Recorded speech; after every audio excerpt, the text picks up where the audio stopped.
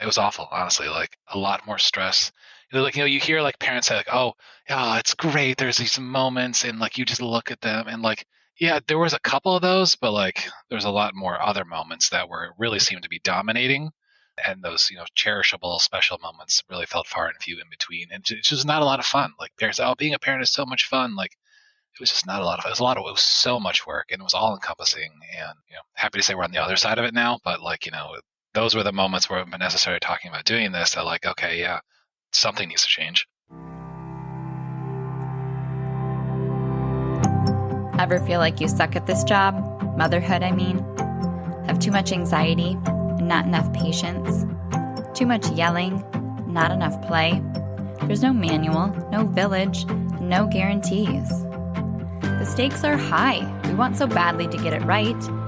But this is survival mode. We're just trying to make it to bedtime. So if you're full of mom guilt, your temper scares you, you feel like you're screwing everything up, and you're afraid to admit any of those things out loud, this podcast is for you. This is Failing Motherhood.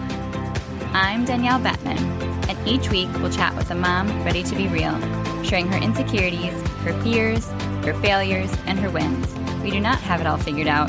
That's not the goal. The goal is to remind you, you are the mom your kids need. They need what you have, you are good enough, and you're not alone. I hope you pop in earbuds, somehow sneak away, and get ready to hear some hope from the trenches. You belong here, friend. We're so glad you're here.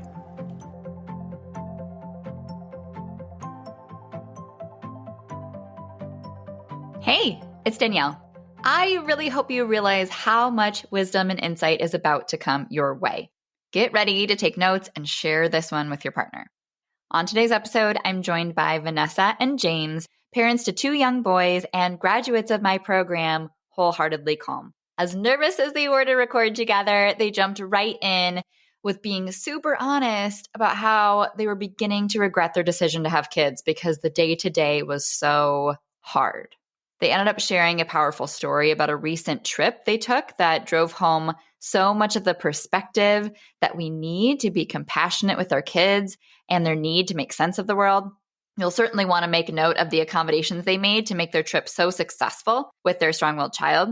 But most importantly, you'll get to hear how they think, which is one of the most powerful impacts of working with a mentor or coach, is being able to not only relate, but adopt their mentalities and their viewpoints and their perspectives and mindsets so you're able to realize things that propel you forward, saving you so much time, energy, and pain. So just a few of the questions that I asked and they answered in this episode were, why did being super calm make things worse through big emotional outbursts, and what did you do differently? If you were already doing things like choices and prepping and reading parenting books and talking at length about your parenting, why did you join the group and what made it so different? James shares a really wise piece of advice speaking directly to dads. They talked about why they're so glad they didn't do one-on-one coaching and the ways that their professions of being a physician and a scientist brought challenges to who they are and how they parent. I just couldn't stop smiling through this episode. The things that they share are just so insightful and wise. I'm so just honored to be able to share this with you in this space and be able to connect in this way. This is what being human is all about. I love it so much. So without more ado, here is my interview with James and Vanessa. Welcome to Failing Motherhood. My name is Danielle Bettman, and on today's episode, I have James and Vanessa. Thank you guys so much for joining me. I'm so excited. I love getting to have clients back after they graduate, and it's been a few months, so I'm excited to reconnect and kind of hear how things are going at your house. So go ahead and just introduce yourselves to my audience. Who are you? Who's in your family? James, do you want to start? Sure. I was looking to you to do it. So my name's James. I'm 43. I work in healthcare as a physician. Our kids are Quinn, who is 7, Callan, who is 4.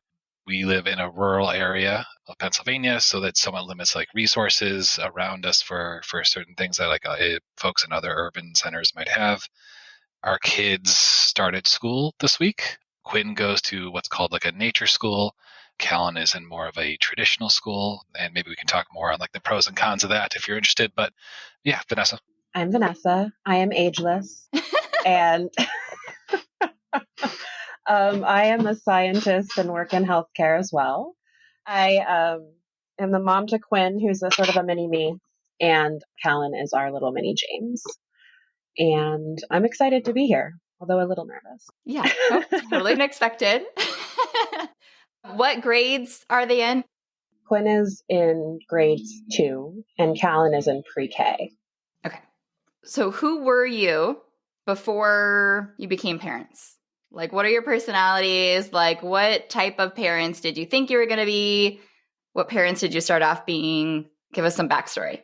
So before I was a parent, I primarily worked. Like, I mean, I loved working. I still love working, but I was not, and still am not very good at doing fun things or just doing things for fun. And I mean, I became a scientist because it didn't feel like work to me. I love learning, and I felt fortunate to be in that career path. So it just really didn't feel like work. So that's what I did all the time before becoming a parent. I mean, James and I did have fun together. We liked traveling a lot, and we lived in a major city at that point when we were married. And so we went out to eat a lot. We enjoyed cultural experiences, but we really didn't think much about parenting, quite frankly. For a long time, we were against the idea of having children, or was never something that either of us really wanted. It was not a desire necessarily or a box that needed to be checked for us. I think our decision to have kids came down to, well, we both kind of like hit our apex in our careers. We made it to the top of the food chain, so to speak. And, so now what? How do we continue to keep growing as human beings, as adults, and, develop as individuals? And, our conversation about having kids was about that. And we kind of settled on, it's, a way for us to grow as humans by doing this and kind of continue our own development rather than, I want a baby. Like that never came up really in the discussion. We still don't like babies. And our children gave us the ultimate test. They really said, we'll have it. Let's give you some growth. I mean, at least you came in, accepting that as an intention, that it didn't blindside you. Like with, most of us, we're just like, this is going to be great. All sorts of optimism. And you were like, no, this is a great opportunity for us to learn and grow and become better people. And that you did. Well, I think it goes back to my personality a little bit in that I have to think about something from every side of the question, problem, scenario before I move forward. I am not just a jump in and let's wing it person. So I think that also is how I approached parenting, sort of. Yeah. And that's one of the reasons why I kind of asked you to kind of paint that picture, because I think with your respective professions, there are pros and cons to the way that you kind of were wired to then become a parent and kind of like let that fall into, the schema you already had going. So how do you see your profession and how it relates to your parenting in both the good ways and the bad ways? I'm curious to hear what you think the good ways are going to be, because I feel like it's only bad ways, honestly. This one's easier probably for me to answer. So as a physician, I'm trained to think quickly, make decisions, and give orders, right? So and have those orders executed without a whole lot of pushback and questioning and wanting to know why we have to do it this way or that way. So having children was a complete challenge to everything I had been working on and practicing, for the last 15 years of my life. I remember there was a conversation Vanessa and I were having at one point, in the throes of our struggles, about how I was saying how hard this was. And she made a great point that, and I said going to work and dealing with critical crashing patients is far easier than it is sometimes having a conversation with your child. And she made the great point. Yeah, well, you practiced that. You had 7 years of intensive training to learn how to do that. And essentially you're doing this, being a parent with zero training. So of course it's going to be hard and you're going to struggle. And that's something that struck with me, like, and kind of comparing parenting to work, like totally untrained, unprepared to be a parent. Yep. As we all are, unfortunately. Vanessa, did you have thoughts to share? I think that for me, I'm still learning. I don't know how to turn off how my brain works naturally. Like I tell myself I need to stop. There is no right answer with parenting. And it's really hard because I want to have a solution. And I think like there's so much information out there. So maybe if I just acquire all of it, I will finally have the solution, for the perfect ideal for my child and whatever environment. And I actively have to try to turn that off. So I'm not, I see mostly negatives. I also, my line of research is in like human brain development. And so while people think that means that I have expertise in actually the behaviors of children and interacting with children, that is false. It's really studying how the brain works and like sort of an information processing of the brain.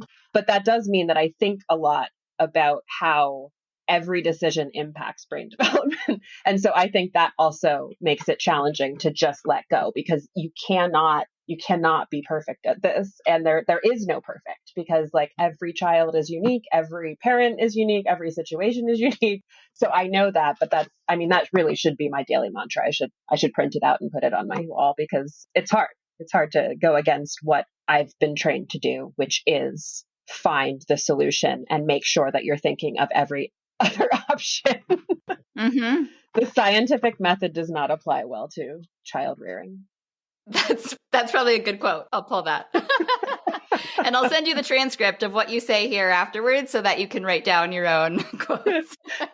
Thank you. For your mantras to look at on your nightstand tonight. But I think it does pull out like the wisdom where you're like, oh yeah, I should take my own medicine with that one. But that's so true. Like the more that you overthink it, the more that you become so insecure in what you're doing. And then that just creates more and more indecision and problems. And, your perception just sinks with the evidence, the facts of the circumstances of the day-to-day of parenting. You can make it tell any story you want it to. And usually it seems pretty negative because we have that evidence to say, like, I am not doing this well and they are not learning and everything's a failure. And, that's why we're here. So that leads us great into that segue I ask every guest is, have you ever felt like you were failing parenting? Daily. I don't know if I felt like I was like failing parenting, but I think there was a lot of second guess when we had that decision, to have kids was, do we make a mistake? And, I caught myself asking that question. If I could do this over, would I have made the other choice?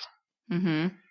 And I think, we talk, well, how did you get into this? Like when I found myself asking that question, it was like a rock, like I'm making air quotes when I say like hit rock bottom, that was kind of like, I don't want to live the next 20 years regretting that decision. Like something needs to change to make this process better. Because you're not enjoying it the way that it was. Yeah, it was awful, honestly. Like a lot more stress. Like, you hear like parents say like, oh, yeah, it's great. There's these moments and like you just look at them and like, yeah, there was a couple of those, but like there's a lot more other moments that really seemed to be dominating. And those, cherishable, special moments really felt far and few in between. And it's just not a lot of fun. Like parents, being a parent is so much fun. Like it was just not a lot of fun. It was so much work and it was all encompassing. And, happy to say we're on the other side of it now. But like, those were the moments where Vanessa started talking about doing this. That like, okay, yeah, something needs to change. Yeah. Yeah. And that's so commonly the factor is like, I just want to feel like we have more of those like heart swell moments or in the moments where it feels like, oh, all our hard work pays off or, oh, we really got to see this like light bulb moment and be, have this happy family memory. And so often those get drowned out by the hard that feels completely overencompassing. And that's where a lot of families end up finding me. And it is not fair because nobody should have to live that way, but it's also not fair to kids too, because that's their life. That's all they know. And that's not fun. It's not fun for anybody. And I know that like you did not find me as your first parenting resource. So walk us back through a little bit of your journey of when things started to feel hard. What did that look like? And what did you do? Yeah. So with our oldest, I think the first time was when he started going to an outdoor preschool. And this was following COVID. So he had gone to a more traditional preschool, and then COVID hit and we pulled him out. And I think especially because of our professions, we felt COVID. I know everyone is impacted in different ways, but it was very intense in our household, especially early on with the unknowns, especially with James really constructing new treatment environments. I mean, it was, I don't know that everyone had that perspective. And it was really, really hard to know what to do as a family, both of us working with these really young kids, which I know, many people experience. But I'm only now realizing that it was so intense in our household due to our jobs and especially due to James' job. And I think it's important to mention because, I mean, we'll never know what each thing impacts our child, but that was a big event, especially in our oldest child's life, because he was just getting around friends, just starting to learn how this social thing worked. And we pulled him and we never noticed anything before that. So it could be influenced partially by this. It could be not. But that's something that I think is important. And he is very attuned and understands high level concepts. So I do think that he internalized or really understood sort of what was going on more so than just like, I'm not going to school anymore. He knew something was going on. And so then when we started him in a different preschool, it was an outdoor preschool, maybe 9 months later. And I am friends with the director of the preschool, and we would talk a lot about like pickup or different, challenges in each kid's day. And it definitely started to feel then that I couldn't follow traditional parenting as I had read it in terms of, give your child choices. Certainly that's great. Give him two choices. He says neither. There is not a follow up in the books for that. I'm like, I am doing what they're saying. And the director of the preschool, who's my friend, said something like, I would not recommend picking a fight or trying to win a fight with him. Like he has nothing but time and he's just going to dig in. And that's his personality. And it's true. He has nothing but time.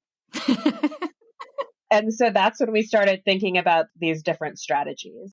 And I can be more positive about it now, but it was really hard then because I felt like, what's wrong with my child? And it feels like everybody loves an easy kid, somebody who goes along, like to do anything, to do something fun. It was just like, if it wasn't what he wanted to do necessarily, no, I don't want to go do that thing, that fun thing. And I took a very negative perspective at that time. But I definitely just started reading books, how to talk so little kids will listen, which I still think is a really good resource. And I think we found them helpful. And it was sort of me doing a bunch of reading and then trying to get James on board or like giving him assignments. um, And I say this because not because I feel like a martyr that I was really the one that pushed us, but it was like, that was also the nature of my personality. So I was like, well, let's find the resources. Let's exhaustively, read them. And then I will present this as a summary to James and we can move forward with the plan. But that actually felt really burdensome in this moment because it felt like something else that I was having to do. And so I say that because I think we did a few other classes, like nothing that was more like a one-on-one or like even a group setting. It was a group setting, but not as interactive. So we did something online where you get some resources, but it wasn't really like you're interacting with the other people. And it wasn't until we started your class that I think James got a lot more on board. And I'm not sure what it was for him, but I think that was important for us for making, the changes in our household that we needed. I love all the details. And yeah, I would love your side of the story, James, on kind of that perspective. I don't know if I need to be brought on board. Like I knew something needed to be done, but I think I was kind of it's been our history. I was waiting for Vanessa to tell me what to do and what the right answer was because she, in every aspect exhaustively researches and considers everything. So You trust her. Yeah. So just tell me what to do and I'll do it.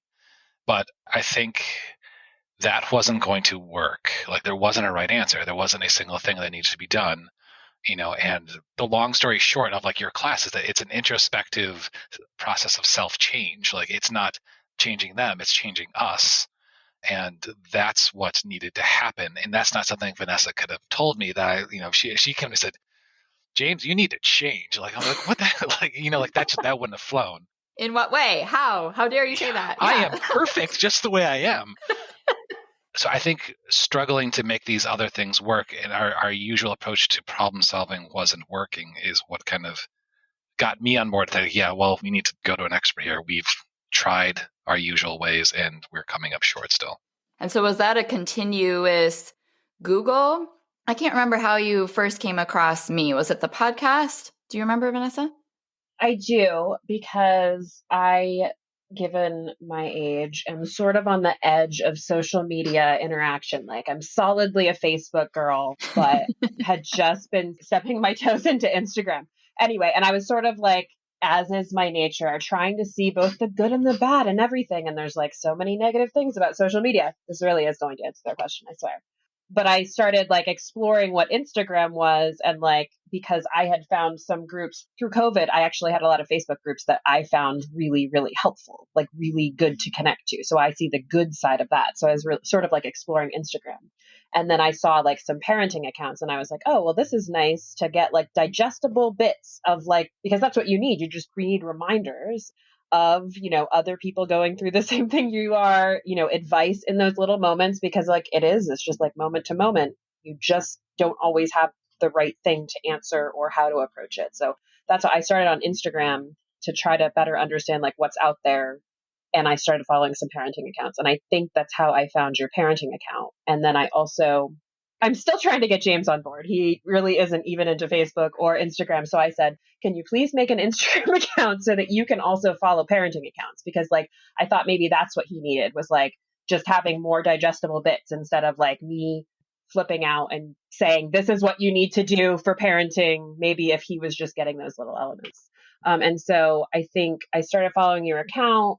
And then I went to James and I said, we tried this other stuff, but it just feels like maybe it would be helped with an exact answer almost. Like if we had like, this is our problem, can you please help us talk about this specific problem? Because there was a lot, because I couldn't find anyone who had our situation, which doesn't mean they're not out there, but it was like, I think a lot of the parenting accounts do have a stay-at-home parent, or like at least that's how it is viewed.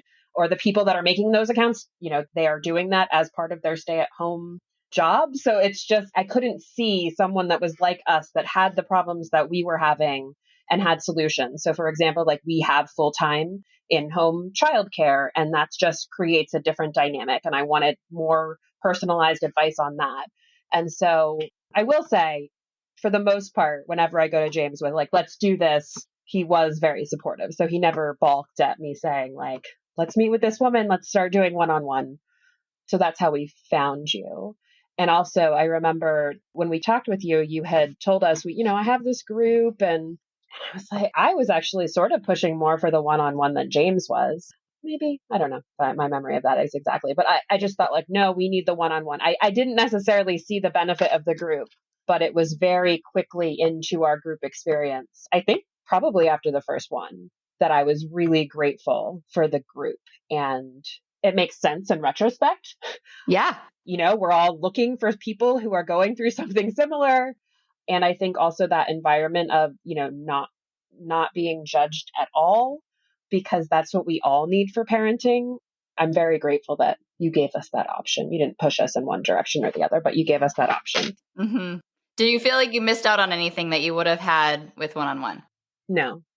So you got all your questions answered. You were able to individualize. Yeah, no, I think probably it hands down is better than one-on-one, just because like you can't get that experience of like, you are not alone if you're doing a one-on-one or like parenting on sort of counselor, coach, etc. It was just so nice to see all of these parents. I mean, not nice to see like that they're struggling, but like we are all going through something similar. And quite frankly, I think being part of that group gave me, I don't know, courage, or influenced me a bit to talk about it more with my own friends, which is not like I was keeping it inside, but I think like just in our day to day, like when you're chatting with your friends, you don't always want to go deep into your parenting style and the conflict and challenges you're having with your kids. But Yeah. as I started bringing it up with other people, like they also seemed grateful. So I do think the group environment was key for us, for also not just having that, but like feeling like what we're doing, having more confidence in what we're doing. Because I think that's the thing is with parenting, you just don't know. None of us will ever know. And I think it was just emboldened us to know that like we are all on this path and making the best choices that we can for our kids. And it was nice too, as in our first week or two, there was people in the group that were on their last week or two, and seeing them talk about their successes, builds faith, trust the process, like, and you see people getting their wins, and it was reaffirming that you're hopefully involved with something that's going to give you, a payoff at the end.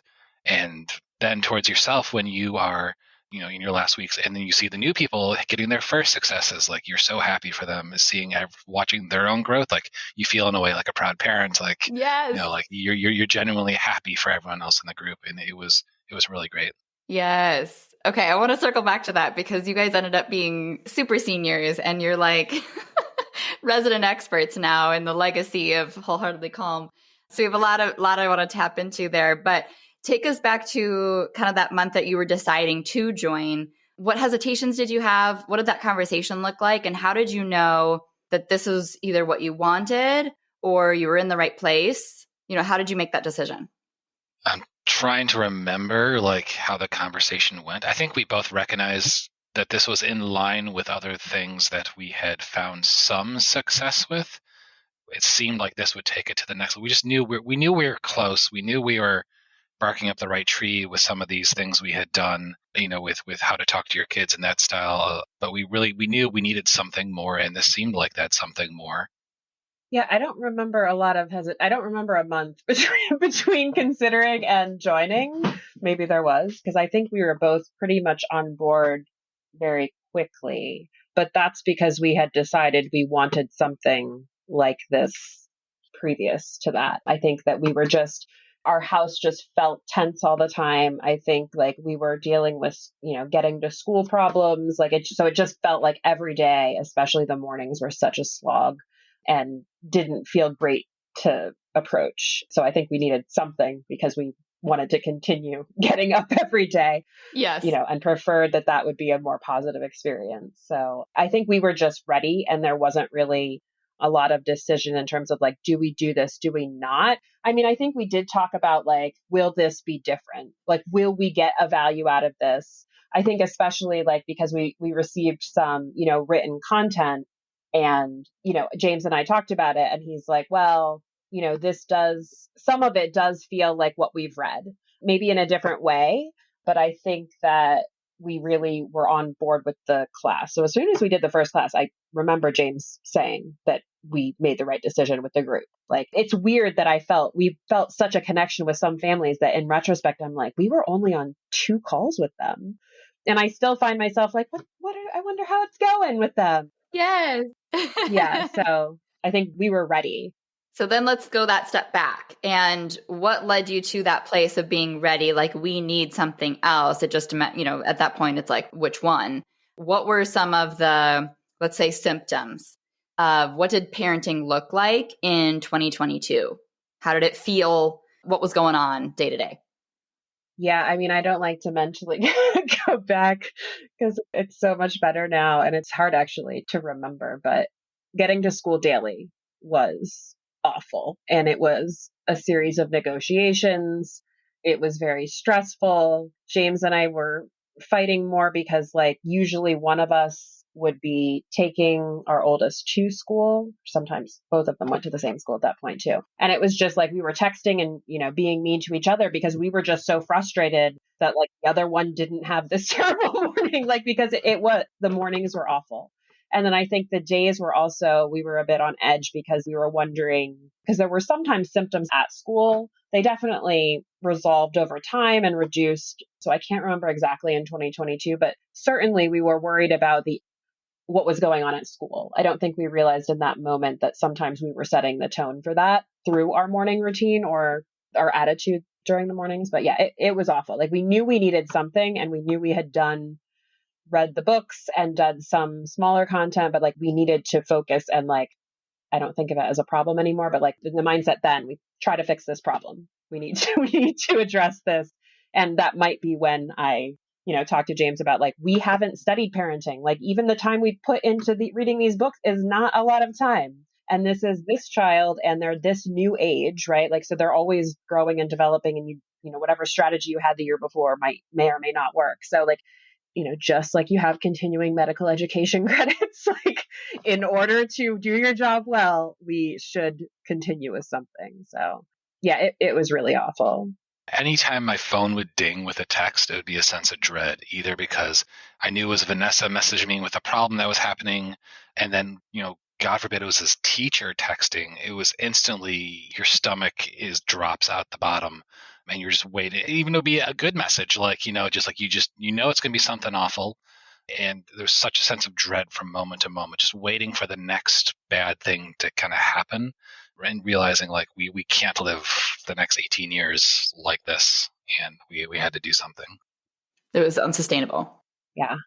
Yeah, I remember you saying that like you weren't able to get him to school some days. He would absolutely refuse to go to violin. Oh God. You would have huge problems with like the new nanny that started and trying to develop that relationship. I mean, it was contentious on a lot of relationship fronts where there's like ripple effects, for everybody in the family. Yes. Oh God, violin. Yeah. I mean, and it was like, we would follow some of the strategies. Like it felt like we would do things and then sometimes they would work and sometimes they weren't. And I think that now, again, in retrospect, now that we've been through the class and we have like, it's about our approach and our perspective. But, I would do all the things like prep an hour ahead. Okay, here's your warning. We're going to be doing this. I mean, we had so many things that we were doing to try to make it easier. What we thought would make it easier for him. Yeah. But yeah, and violin days were definitely challenging. I feel like I'm giving you PTSD just by bringing it up. It was hard. It's funny, like PTSD, like feel like thinking back like about that whole feeling with the text, like that was so awful. And it's so nice now to not have to instantly go to that place as a reflex, like whenever you get a text message. Like it's like I haven't really thought about that until now, and like it's so different now. Yeah.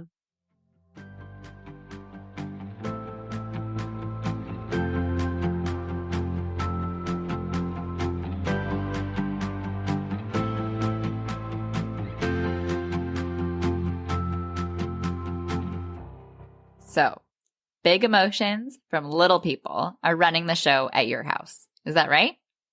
Do they fall apart when something doesn't go their way? Ugh, just once. Why can't they accept the fact that the answer is no? Am I right? The struggle is real. You're not alone, and you're in the right place. When your days are filled with relentless pushback, it is so hard to feel like a good parent. Especially when your in-laws aren't shy in sharing how they think your kids just need a good spanking. Every time you lose it when they lose it, you feel like a failure. The worst part is, without addressing the root of your child's behavior, you're doomed to play a fruitless game of whack-a-mole, reacting rather than preventing the next conflict. And next time, nothing's going to go differently. The good news is, when you have a handful of effective discipline tools in your pocket, you're able to step into full confidence as their parent. Parenting actually becomes a whole lot easier. I promise, you're not failing them. You just need more tools. So if you have a tiny human who's full of love and yet so difficult, if you can only be so nice for so long, if you've tried everything and still feel defeated on the daily, my free class, Authentic and Unapologetic, is for you. In this free training, I share 5 huge misconceptions in parenting strong-willed kids that inadvertently invite defiance, 4 mistaken goals they're using their behavior to meet, and what to do about it, how to let judgment roll off your back and truly feel like the parent your kids need, and why what you're currently doing just isn't working and isn't going to anytime soon. So go to parentingwholeheartedly.com/unapologetic to access this exclusive free training immediately. That's parentingwholeheartedly.com/unapologetic. The link will be in the show notes.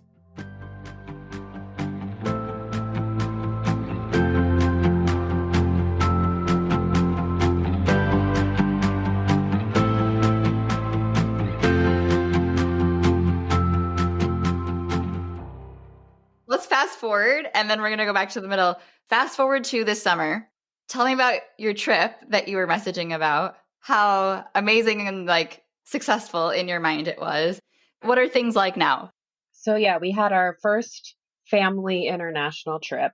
And like the boys have always done really well with planes. They really they feel like it's a ride. I mean, they love takeoff. So we've flown before. We knew that piece would probably go fairly well. But they've never been to a different country before. And there's just a lot. We usually, when we traveled, we'd gotten a house, we rented Airbnb or VRBO. And that is just nice because like we could have things that are more similar to our own house and like spaces and all that stuff. So we knew that this was going to be different because we also had a hotel room and all of that stuff. And I was kind of dreading it. And I feel bad family listens to this because it was an amazing, amazing event. But we kept going back to, should I just go? Like, should we just have a family representative? Should we really have put our family through this? Because we were so worried about like what was going to happen, especially like if they, I don't know, just dug their heels in. I think especially Quinn, but we've also, Kellen has definitely had his moments as a 4-year-old. So we were just worried that it would be this big trip that we were doing as a family and it would be awful and we would be like just anxiously waiting to come home. So we got refundable tickets because I was like, we could cancel the day before and maybe I'll just go, we'll just figure this out. So we ended up taking the whole family and it was amazing. The kids did spectacular. Quinn is, our strongest willed to date. And he really just impressed us so much. And we brought up when we came home, I mean, James was particularly impressed. I think I was impressed, but James was the one that came home and said, like, we've been wanting to travel more as a family and his family is from Ireland. And so I've been wanting to go back and visit them. And he came back and called his dad and said, like, we're going to Ireland next summer. Like that's how well the trip went. And when we were talking about it, he's like, yeah, I mean, the truth is that there were 2 tantrums on the trip. And it was one from me and one from you. And it's true. Like the adults we each had a tantrum. And I mean, I'm pretty sure I threw my phone at the wall. I was very, very frustrated. And the kids, neither of them had a tantrum at any point. Wow. During this trip.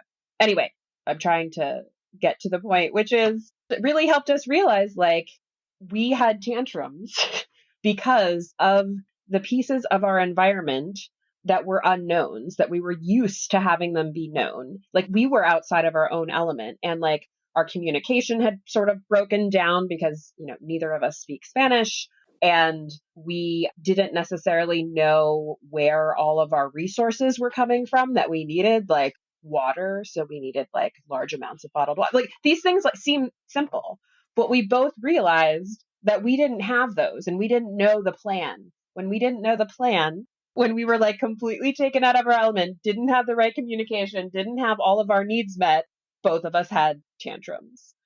And in retrospect, we're like, oh, that's what we put kids through like all the time. And we expect them to just go with the flow. Like they have no idea what they're doing that afternoon a lot of times, or like no way to really, solidify it the way adults do. It was just really interesting to reflect back on. I mean, I'm not proud of my tantrum.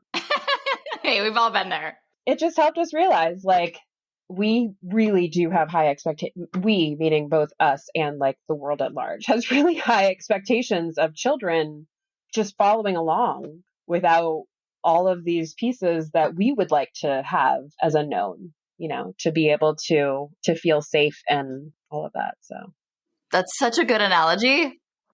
Yeah, and like so it kind of harkens back to like back when we were figuring out what sort of parents we wanted to be. And, there's this question of like, do we want to raise kids who grow up and become compliant? Right? Like, compliant people don't change the world. So like people who challenge questions, challenge the rules are the ones who, make things better and they drive change. So questioning adults start off as questioning children. And How do we find that balance between raising non-compliant children who question things around them and their world and authority, and then maintain our sanity as parents? That is the question. Right.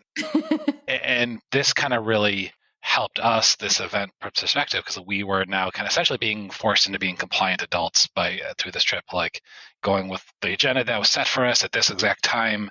And it was eye-opening and reaffirming that, this is hard. It's going to be hard, and to cut our kids a lot of slack with a lot of the things that both us and the world ask of them on a daily basis, and to be more understanding when they flip out that, we flipped out too. And so it made it easier to empathize with them, and hopefully reminded us to be more kind and forgiving to them when we do need to ask things of them.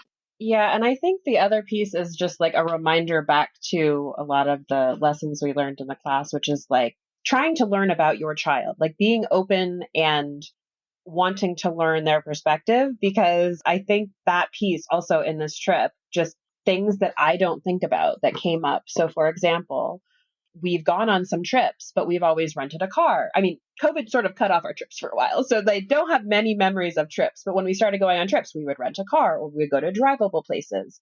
And then because they were in car seats, we sort of didn't use the only public transportation we would use in major cities would be like a subway. So we didn't use taxis or anything.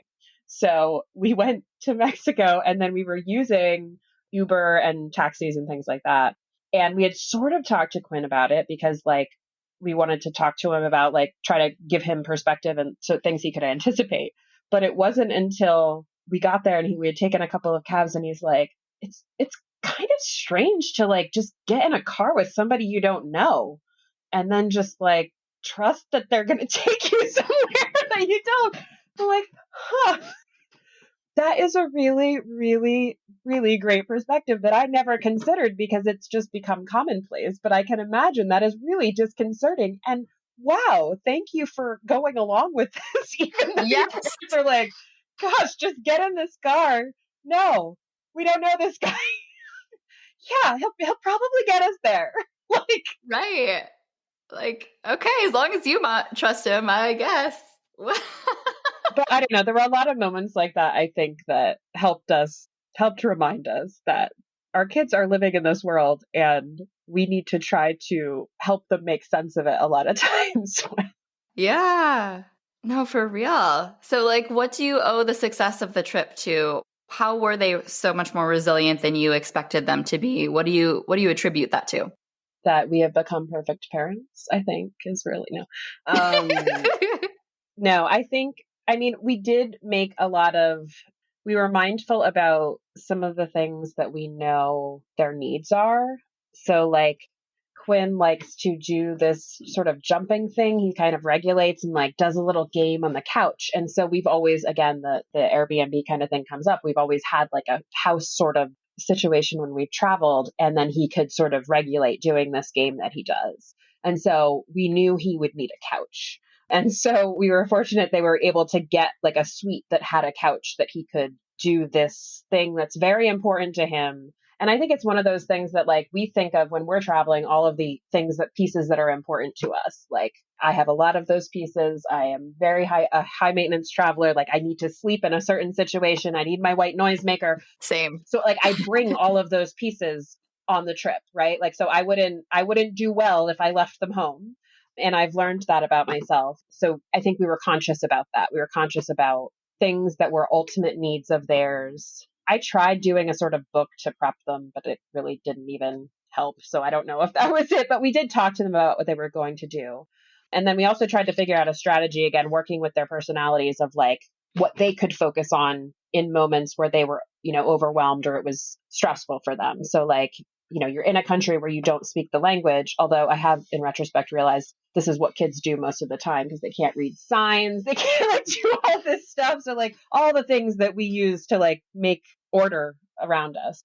So like with Quinn, we said, maybe you could like videotape or take your camera and like view our trip from that perspective because he like likes this idea of like posting it on his not public YouTube channel. Yeah, love that. And just like, takes the focus out of like this potentially scary experience into like what you're passionate about. So I think we did that. I mean, we packed a lot of the things that were their needs. I think we reframed our expectations for what we were going to actually get out of this trip too. Like we recognized, Quinn's probably not going to be trying all this unique new food, like how things that we would be excited about by doing a trip to a different culture, and not being disappointed if he didn't do those things. So like we essentially packed a whole suitcase of his favorite foods and set no expectations that he would eat anything other than that suitcase of food that we brought. And it worked. And there was like a rough agenda for like the days that we were down there because like we were staying with family and they had like these events planned for everyone. And, our kind of goal was like not to make the most out of every single day they were there, but if we can kind of do one thing a day that's, memory making, whatever that's, see something spent on that would be success. And if we have to skip some events, like we're going to be okay with that too. And set just really low expectations for what might happen. And that made easy victories. And I think made, them feel good, us feel good, and therefore actually kind of let us accomplish more than we would have had we kind of set high expectations for the trip.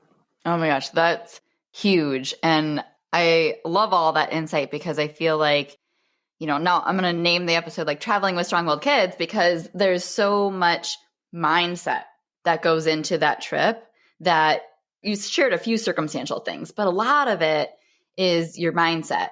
And I think that attributes a lot to your growth in Wholeheartedly Calm too, that we alluded to, that we'll now kind of circle back to, which is like, why are things better? What changed? How are your kids different? How are you different? What was that experience like for you? And what value did you find through that experience? Was it a lot of mindset? I guess I'll take a step first. Like, I think you said, how did your kids change and how do you change? Like, I don't think our kids changed. I think they're the same kid.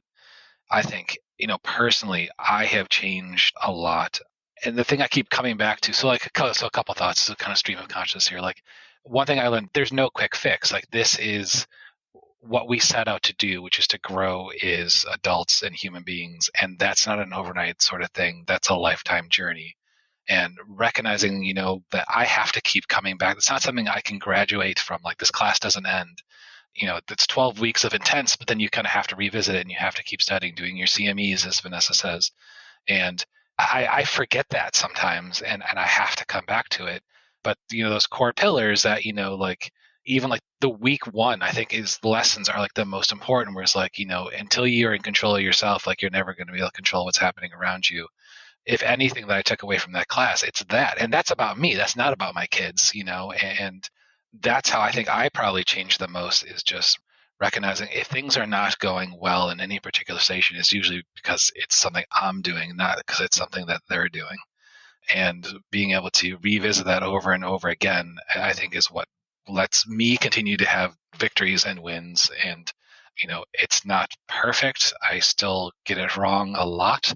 I forget that. And luckily, I have a partner in Vanessa who, can remind me of that. Like, I'm not saying that facetiously, like, having Vanessa be a partner in this, it has been a huge part, I think, of both our successes. That's what it really was. Like, I realized that this is a me thing. It's not a them thing. And it's about my growth. And because I'm doing that growth, that allows them to grow as well through this whole process. And just coming out of it, especially with Quinn, I was struggling to have a meaningful relationship with him. And that has changed so much. And like just this morning, I took him to school this morning. And as we're kind of getting, like, I just tell him, like, dude, bud, I love spending time with you. And like these drives to school in the morning are like one of my absolute favorite things. And it's just totally those moments of like, did we make the right decision? Like, those are not there anymore. Like, I'm so glad we did this.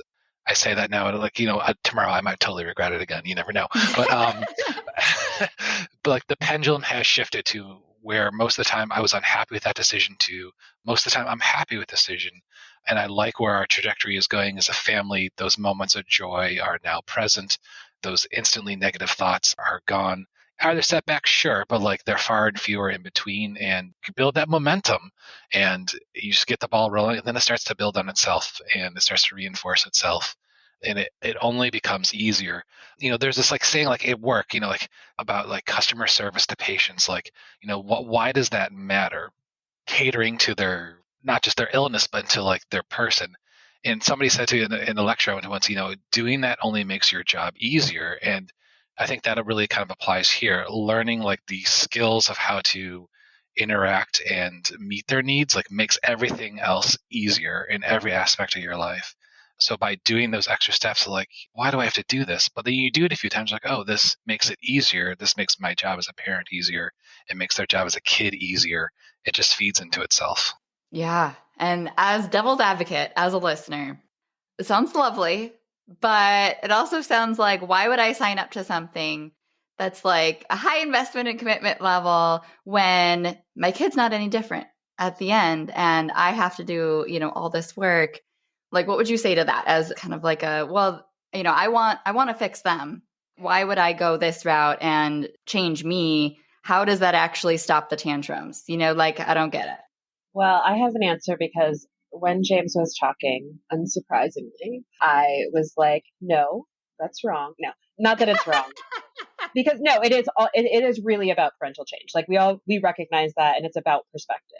But I don't think it's true that the kids haven't changed, especially Quinn, because I think that when you're not taking this approach or have this perspective of trying to help your child, you can be yelling at them. You can be making them feel bad about having very basic needs and not being able to have them met, or, not being heard. So I think that before we were changing our perspective and changing our patterns of behavior and changing how we communicate with him, he was feeling bad about the things that he was doing, even though they weren't bad. And I think for me, I frequently come back to, because Quinn is a mini me, and in many ways we have a similar personality. And I know some people found me challenging as a child. And I try to think like, gosh, did these people really think I was bad? Like, I didn't want him to feel that from adults that he's a bad kid because he has feelings or he has a question about something or he needs things in a slightly different way. Because if we need that as adults, we make that situation happen, right? So I do Yeah. get a little emotional about it because I do think he's changed, and I think he's changed because we are treating him as a more valuable human being. Like, we are valuing all of his quirks, and we are giving him the license to like really feel emboldened to like go into those feelings that he has and delve into those unique ideas that he has, right? So I think that he's not feeling as put down. So I think he's changed because he is, having all of those needs met and feeling like he is valued as a family member. And like, he really, I know, not to go back to the trip, but like, he impresses us every day. Like, he really is tackling new situations that we know might be harder for him, and he has really been able to change. So I do think that it does change your child fundamentally, and I think it's because of how you're treating them differently. Yeah, I should have phrased that different. Like, it changes our expectation that they need to change, and they will change in this process too, but it shifts the expectation of change from them to us. And Yeah. through that change in ourselves, we see that positive change in them. Yeah. So do you feel like he is got more light in his eyes? He's, brighter, can be more passionate, can be more alive in your relationship with him? I know you already kind of like alluded to that, but do you feel like there's more life there? Yeah, I mean, I think he's really funny. He's a really funny kid, but I think like we didn't even necessarily realize that because he like, I don't know, we were just trying to get through each day, and we were managing that like he didn't want to go to school but I think that, when James says it's really a joy to be around him, I mean, I think that he does feel safe with us. And I think that he does feel that he is a good kid. I do think that it has, and he actually is really helpful with his younger brother. Like, a lot of times he is doing things like that he's seeing us do in a positive way to try to like influence his younger brother, because his younger brother has a lot more strong moments than he does these days. Oh, that's so good. Yeah. One of the takeaway conversations that I still remember from one of the calls was responding to big emotions or big kind of like reactions from Quinn. And you in particular, James, struggling with that because in the ER, you need to have managed your emotions and stress and be extremely composed in crisis situations. And feeling like that uber calm was almost like making it worse. Oh, yeah. Yeah. Do you remember that conversation? 100%. Yeah. That, like, if I got nothing out of the 12 weeks other than that moment, like it would have been 100% worth it. Like it was fundamentally like life changing. How would you explain that in your words? Just kind of like recap, I think what happened. I'll try and remember here. So like there was an incident where Quinn was just really angry and upset, almost to the point of like hitting and just inconsolable and angry and not having a way to let it out. And I'm trying to remain calm and cool and collected, and it was getting nowhere. And my continued calmness, I think, only was continuing to escalate him. And in talking about it, we hashed out the situation in the class with the group, and I think we came to the conclusion that he was looking to see an equal escalation to his emotion. He wanted to see that I was just as upset as he was about whatever happened to be at the time. And so the next time that happened, I tried to meet his emotion where he was, and it was such a different response. Like the situation instantly diffused. And honestly, there has never been an incident like that again. Whoa. And not to say like these things I could be like, yeah, like to that just hasn't happened. Maybe because like through development of other skills, we've recognized everything that leads up to those moments, and we're able to diffuse these situations a lot sooner, and we see where this is going, and we know what's needed. Likely. But it really gave me such a tool. Like those were the things I was so frustrated. Like the things that I was used to deploying to deal with people who are upset just were failing time and time again, which would only add to my own frustration and trying to remain calm while you're frustrated. Like it's just like that's like a recipe for disaster. So by letting myself, in a way, perhaps be vulnerable to him, I'm not sure quite how to describe, but just meeting him where he was at, and I think he saw that I cared and was taking his issues seriously, let it resolve. And was that like flailing on the floor next to him? It was getting at his eye level and raising my voice, not to yell at him, but like, I can see how angry you are, and oh, that is so frustrating, isn't it?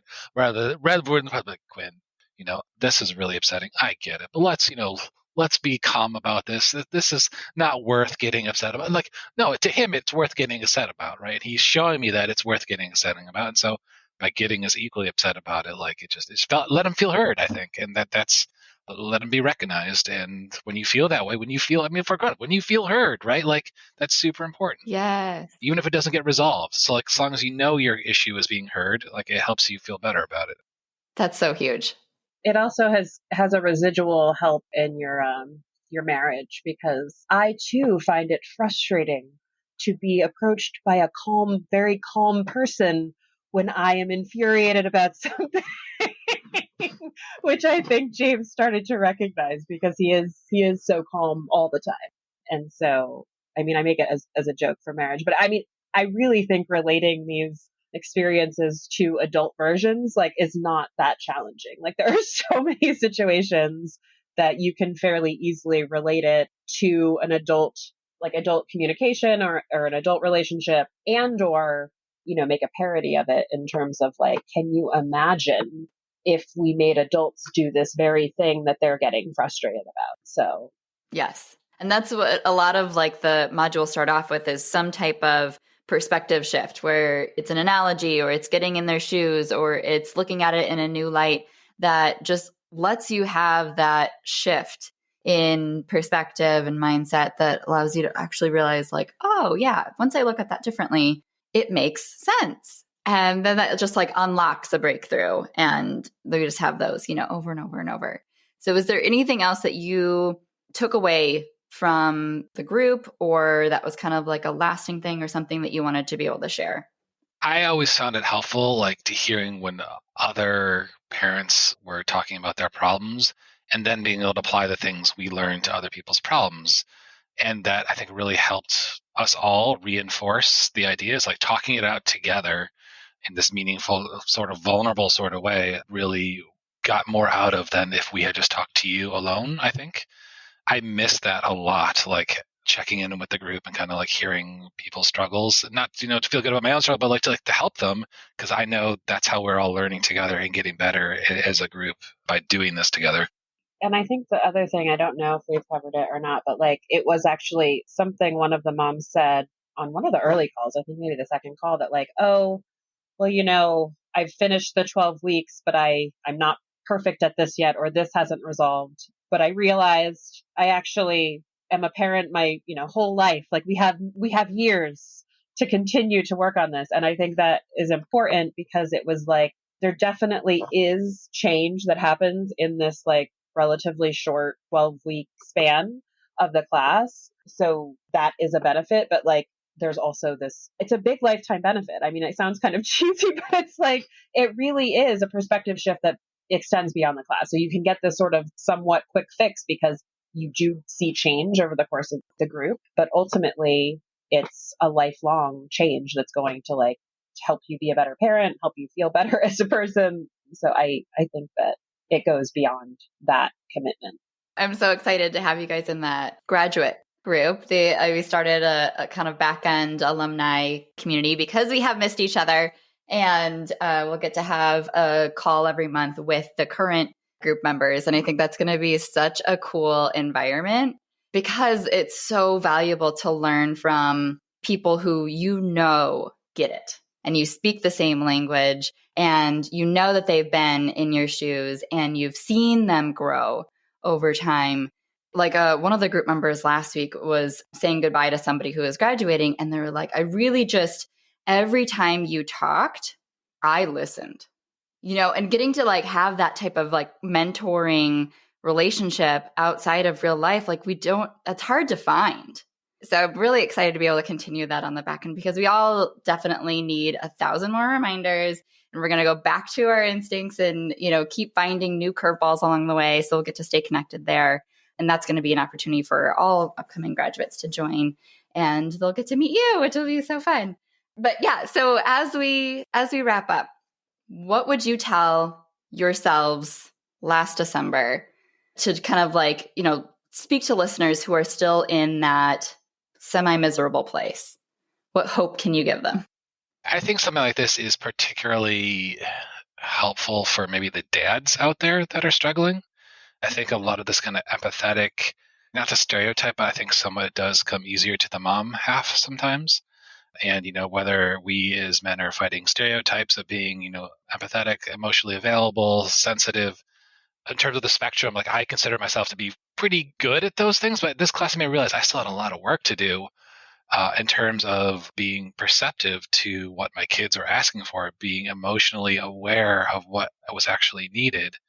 And this was like a safe space to do it. You're with other like-minded people. Like, this isn't like the judgmental space that you might get in other kind of traditionally male venues. Like, it felt like a good place to do that and explore some of those spaces that maybe would have been uncomfortable to do so in other venues. So I wish that back then, think about like I had gotten on board with this sooner, and, wish we'd kind of come to this sooner just so we could be in the place we are in now sooner.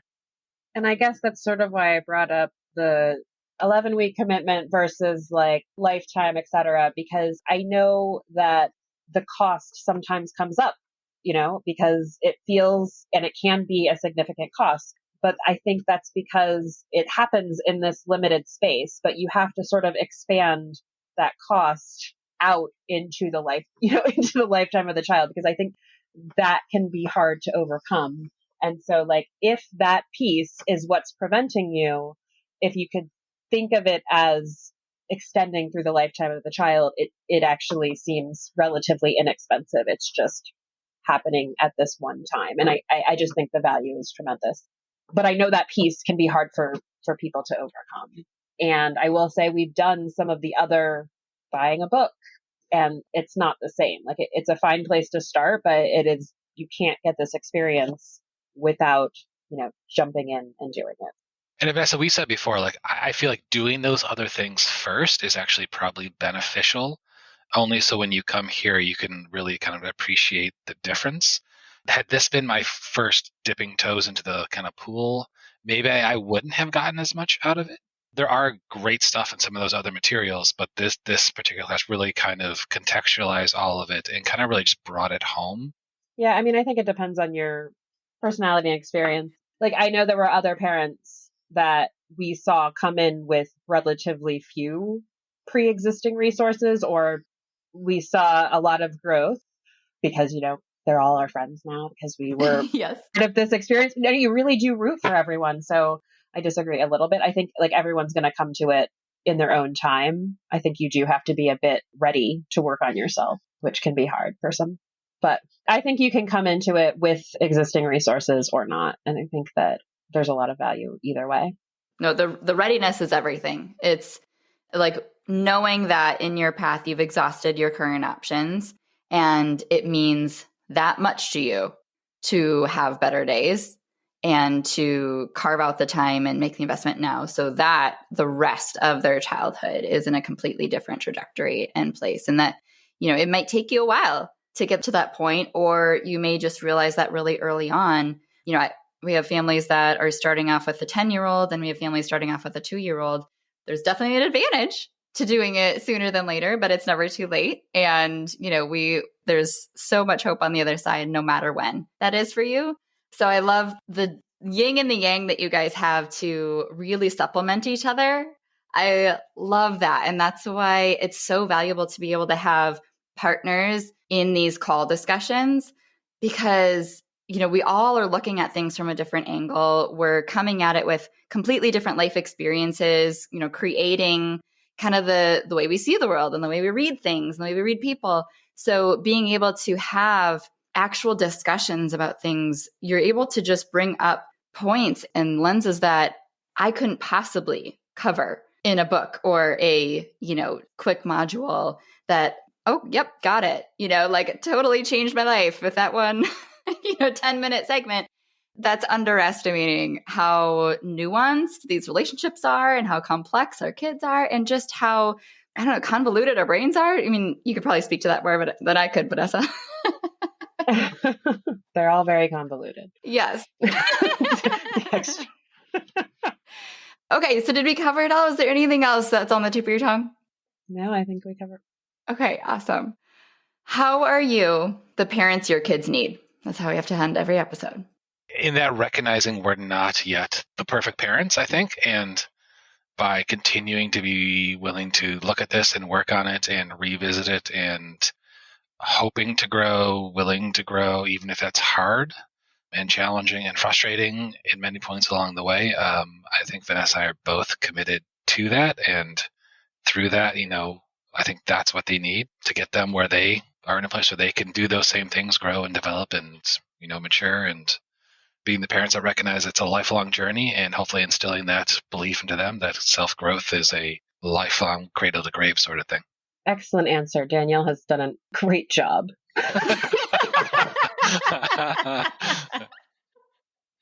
I love that. Okay. Yes, you guys absolutely are the parents that your kids need because of your commitment to them, because of your persistence in learning and growing and being willing and open-minded enough to take on that feedback and be introspective. That's a very vulnerable thing to do. And that means that it is very brave and courageous of you to be willing to go to that length for your kids. And that says so much about who you are as parents and how phenomenal of parents you are. Grateful to have come across, have our paths cross and be able to work together and have gotten to know you, and can't wait to stay in touch and continue to see how things shift and grow for your family. So thank you so much for joining us today. Yeah, thank you. Thank you.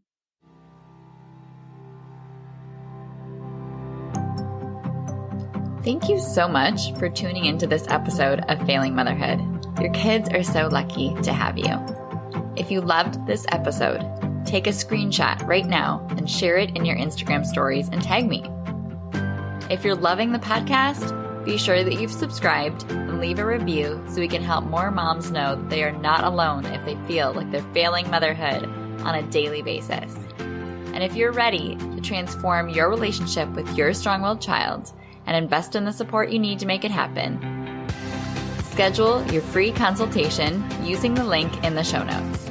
I can't wait to meet you. Thanks for coming on this journey with me. I believe in you, and I'm cheering you on.